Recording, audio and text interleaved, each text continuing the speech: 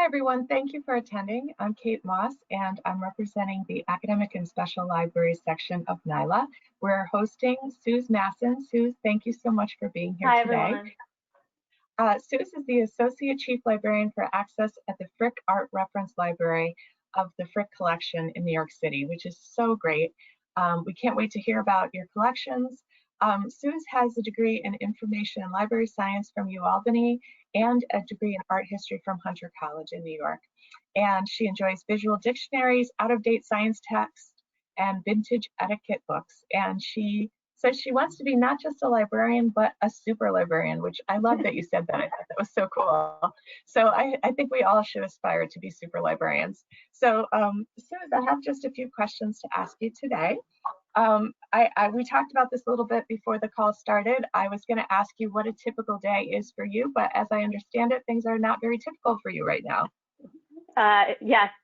So hi, everyone. I'm Suz. I work at the Frick Art Reference Library of the Frick Collection. And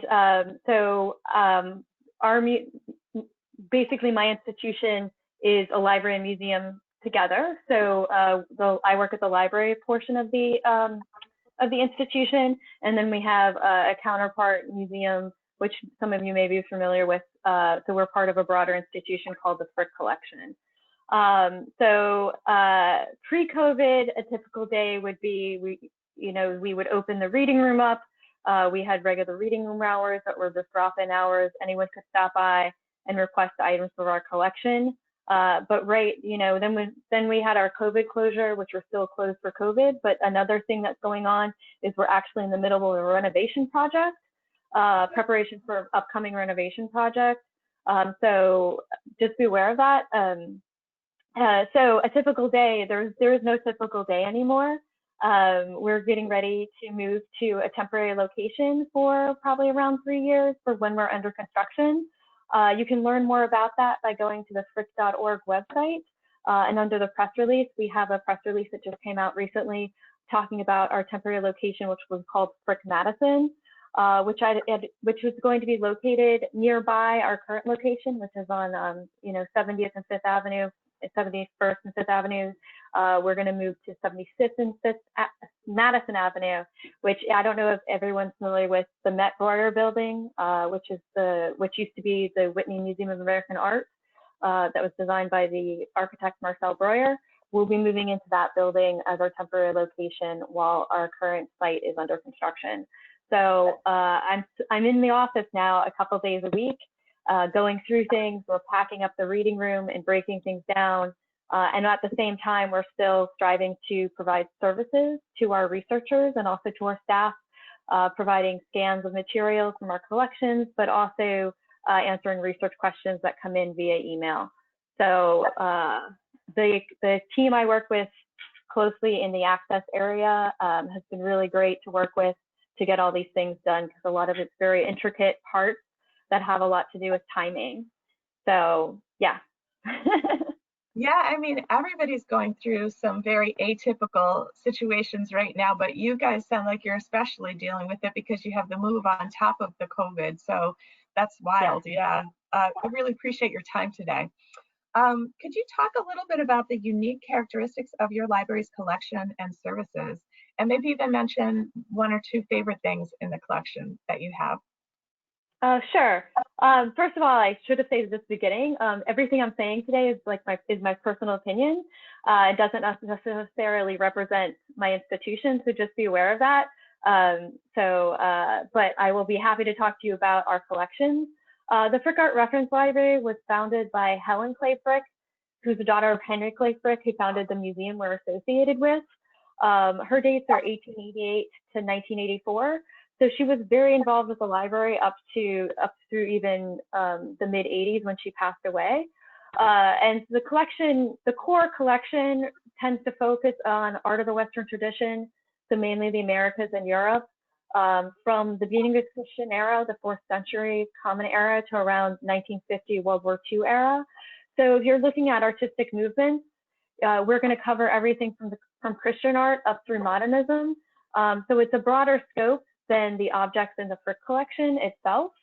So just be aware of that. And then we work in a consortium with 2 other libraries located in the New York metropolitan area.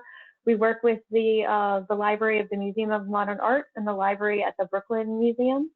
And so the 3 of us combined sort of, we form this encyclopedic collection. Of course, Brooklyn covers antiquities and Egyptology, and also up through contemporary because it's an encyclopedic museum collection. And then you have MoMA, of course, which focuses on modern up through contemporary. So the 3 of us together have the strength of collections that cover sort of that encyclopedic range.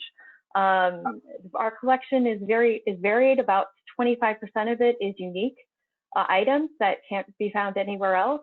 So this is a very big, strong point for us. One of the things we're known for is our collection of exhibition catalogs. So these are documentation that's been published, usually in conjunction with an exhibition that talks about the works of art that were on display at a particular time at a particular venue. Today, you find that a lot of exhibition catalogs may be these thick sort of monographs that are hundreds of pages, but in the past that wasn't always the case. Sometimes you would get exhibitions that are just like folded sheets of paper that are just exhibition checklists that might not even have that much descriptive information about what was actually displayed. But we collect that type of material that might be considered ephemera to some other institutions and have individually cataloged them. So they're accessible at the item level. So you can look up a particular thing and it'll come up. And this actually ties into something that I love in the collection, which is actually just a little folded sheet of paper that's an exhibition checklist from the mid-1940s. That's of Jackson Pollock's first show. So wow. Yeah, so it's just this little folded sheet of paper, but if you're art history wise, it's such an important piece of primary source documentation of the beginning of Jackson Pollock's career and what he was showing at the time, which was more figurative. But it's really cool that we have that in our collection. So that sort of ties into that strong suit. Another really strong suit area of the Frick Art Reference Library is our auction catalog collection. So we have auction catalogs, well over 100,000 auction catalogs in our collection that date back to the 1600s. And so this is the documentation of sort of the art market and what was being bought and sold at the time throughout the past couple hundred years. And this is very helpful to a lot of researchers, not just for people who are coming to the library who are doing art market related things such as dealers or appraisers or auction house staff, but also to some of our independent scholars or students or professors that are coming in that are looking especially at the provenance, the history of ownership of an object.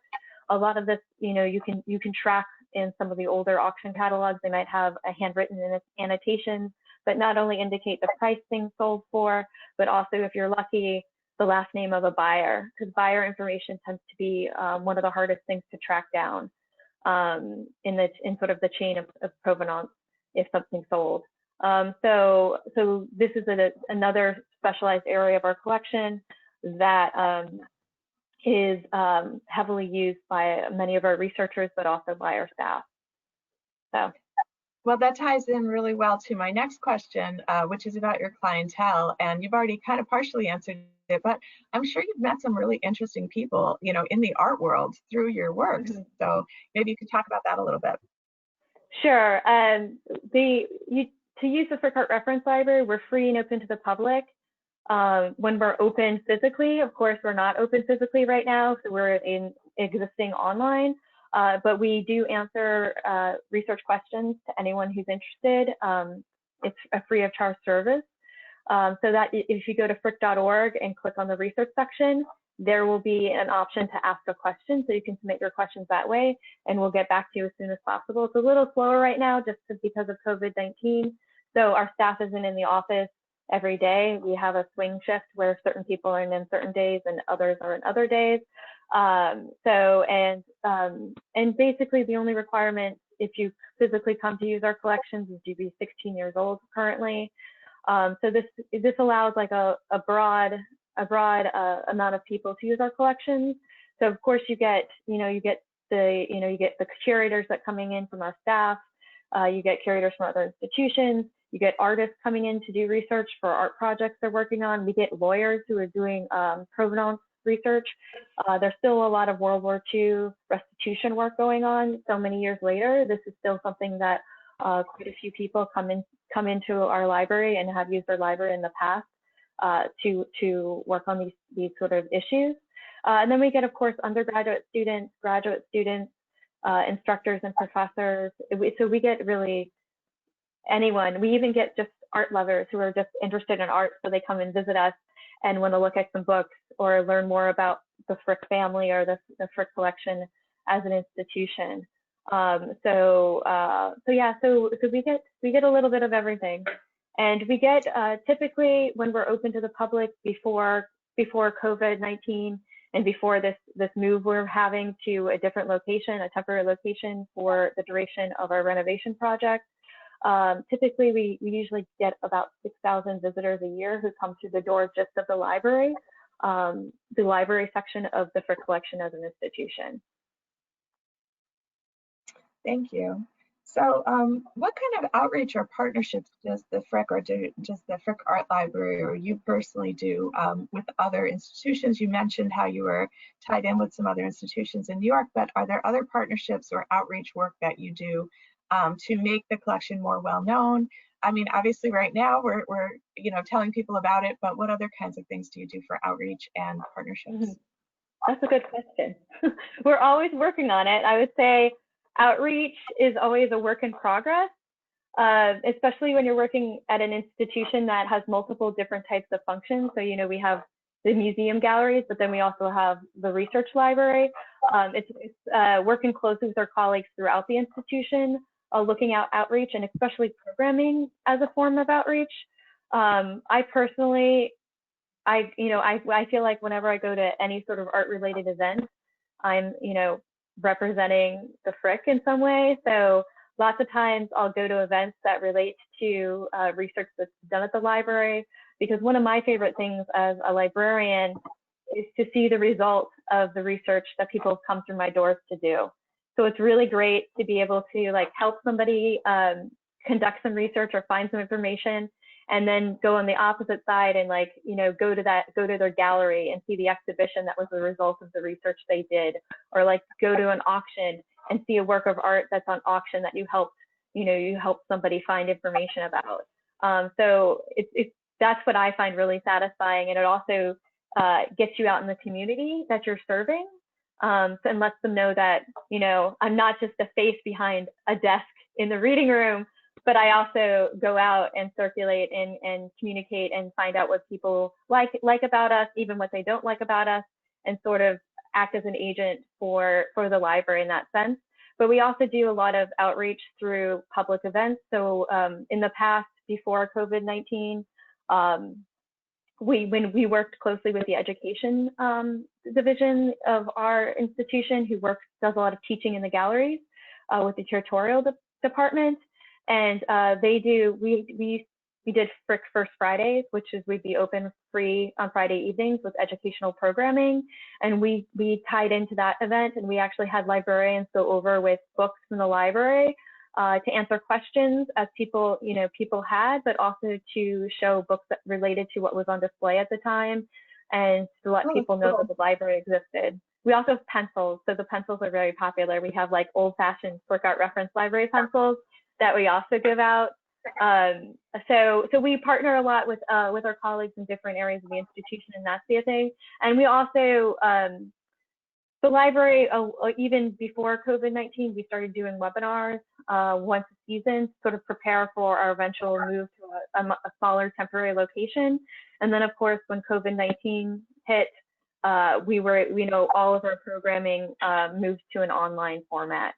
So we still are doing quite a lot of programming. As August, it slows down a little. We just finished, my colleague Ralph, who's amazing, who's our interlibrary loan lead here at the Frick. He just finished a 4-part series on Zotero, so the bibliographic citation software that was well received. So she just finished that.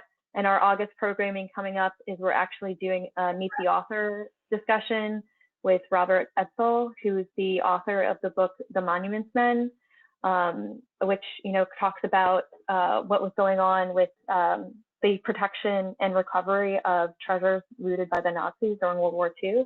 So this is very exciting. We have a book club every season as well. And we just, for our book club, our summer book club, we actually discussed his book. And then we got hooked up to the Monuments Foundation that he founded. And he is being kind enough to do a Meet the Author talk with us as a follow-up to our book club. So, and it, you know, everything's online now. So if you want to know more about our programs, you can just go to frick.org and click on programs. And it'll list not only the programs of the library, but also the programs of the institution as a whole. We also have a specialized collection here called the Photo Archive, which is, it's more than 1 million images that are all reproductions of works of art. And the Photo Archive is in the process of doing mass digitization. So we have digitalcollections.frick.org. It's also accessible if you just go to the main Frick website, which is where our sort of our digital content portal for archives and the Photo Archive, and also our digitized book collection. And the Photo Archive has been doing quite a bit of outreach programming online during our closure to show people how to use the digital collection.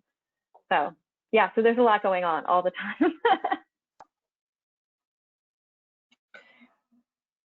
It's so fun doing this because I'm, you know, learning about, you know, the inner workings of libraries that, you know, I didn't realize the kinds of things that you were doing. So I'm definitely going to, and what kinds of stuff you have going on. All right, so how have things changed since you started there? You know, is the institution changed? I mean, obviously you're going through a renovation, but what other kinds of changes have you seen during the time that you've worked there? I've been at the Frick for quite a while. So I'm actually, this is my, I guess this is I just celebrated my 18th year at the Frick. So I had a situation where I, you know, right out of information science school, this was my first professional position.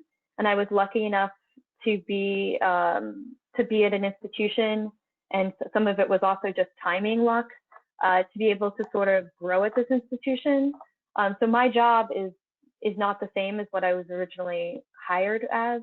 You know, I started out as an entry-level professional position, and then I've kind of worked over these 18 years. You know, I've always been within access and public services. So I would say one of the main things that's really changed over the time I'm here is the library, the Frick Art Reference Library, has become much more visible to people outside the specialized community of just art history scholars.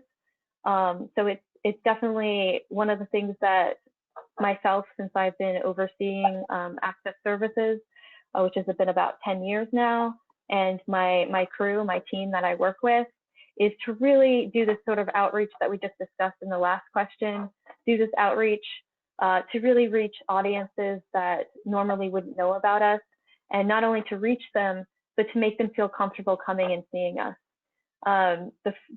You know, there's some things that, you know, you can't change, like John Russell Pope, the American architect, built us a very beautiful building for the library, but it does have sort of like a very formal feel to it. And so, you know, how do you make people feel welcome in an environment that architecturally is formal, is one thing that we talk about all the time, to make sure that people feel comfortable visiting us and asking us questions, and you know, so we can provide them the best service we can.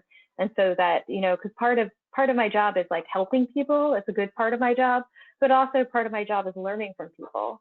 So, you know, anytime somebody asks us a question in the reading room, myself and the staff I work with, we're all learning at the same time that they're learning from us. So it's really just creating this environment where there's comfortability and even back and forth and flow of information, because that's how, you know, the future generations of art history and art researchers, this is where it's going to be. Suz, I really love that you touched on that. And that's probably my favorite part of being a librarian too, is that, you know, every time someone asks a question, you get the opportunity to learn new things. And that is so fun.